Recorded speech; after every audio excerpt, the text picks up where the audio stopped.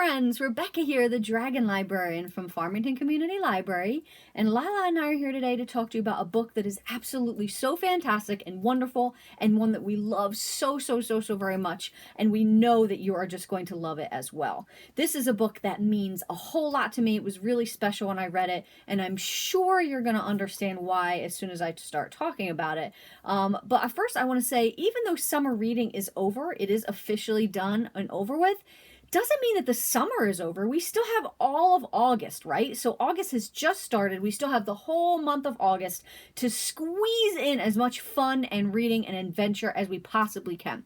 So this book, to me, even though it's not really like a summer themed book, there are parts of it that take place underwater in this underwater kingdom, but for the most part, it's not technically a summer theme book, but it felt very summery to me. So this would be a really great book to read, I think, in August, if you want to, if you're interested in it, but really anytime, because I just love this book. And maybe it just feels summery to me because that's the time when I first read it, which was a couple months ago, the beginning of June. So what is this book that I'm going absolutely bananas over? It is called The Lost Ryu by Emi Watanabe Cohen, The Lost Ryu. So if you don't know, Ryu means dragon, and as you can see in the cover, there's this huge big dragon in the clouds in the sky. And look what is on the main character's shoulder, a little tiny dragon.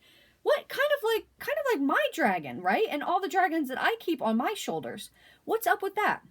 Well, this book is actually kind of a historical fiction story set in an alternate world. So everything is pretty much exactly the same, except for one big thing, and that is there are dragons in this world.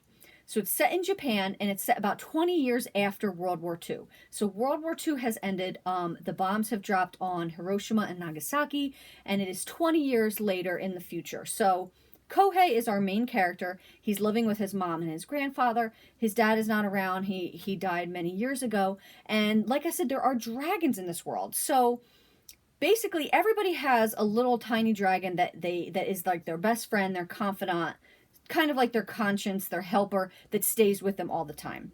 So Kohei's dragon, little tiny dragon, is called Yuharu, and they are really close. And so, but in addition to these tiny dragons, there used to be big dragons.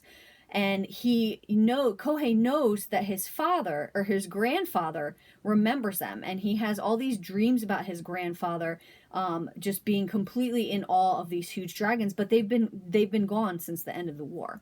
So there have not been any of these huge dragons seen. But Kohei knows that they're still out there somewhere. And he knows that if he is able to find one and show it to his grandfather, it may help his grandfather feel better, because his grandfather has taken to be very ill.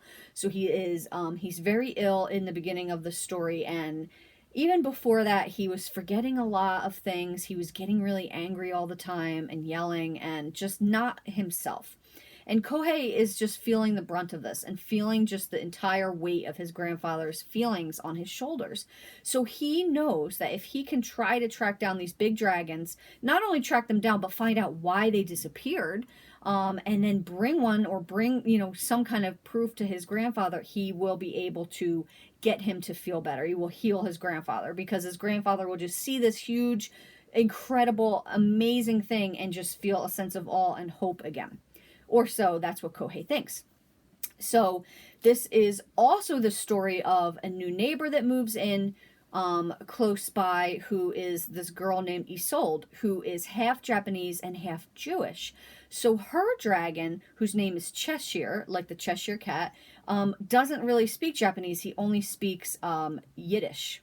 So there is this whole thing where there's like a culture shock, right, with Isolde and Kohei trying to be friends, and Kohei's mom really wants him to show her around and take her to school and help her out, and he is wanting to, but at the same time he doesn't, because he just wants to go on this quest with these dragons.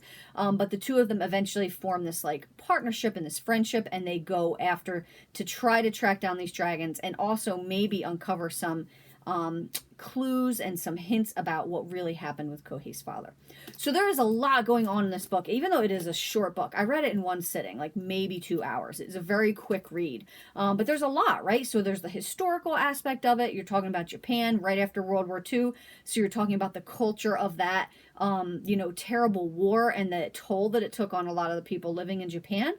You also have the amazing aspect of the dragons, which of course was my favorite part and which is why I love this book so much. There are so many books about big dragons, right? There's not as many books about tiny dragons that sit on people's shoulders. And I was obsessed with that, reading that, because I have a lot of tiny dragons that sit on my shoulders too. So I felt really like a part of the story. But then you also have the friendship between Kohei and Isolde, and the whole culture differences and the blending of cultures and things like that, which was really fun as well. This book is really awesome and fun and interesting.